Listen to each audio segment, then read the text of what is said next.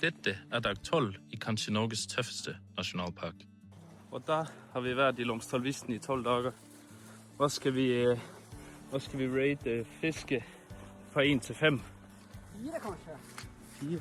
Ja, jeg vil gi det 4 også. Vi har fått masse fisk. Fått mye fisk, ja. Ja, vi sier ikke hemmeligheten, men vi fant et magisk triks her oppe. Hva med terreng 1 til 5 i vanskelighet? 4,5 kanskje. 4,5. Den er oppi der, vet du. Den er langt oppe. Folkene vi har møtt fra 1 til 5. Helt klart 5. Helt klart 5. Vi mødte 0 personer oppi her.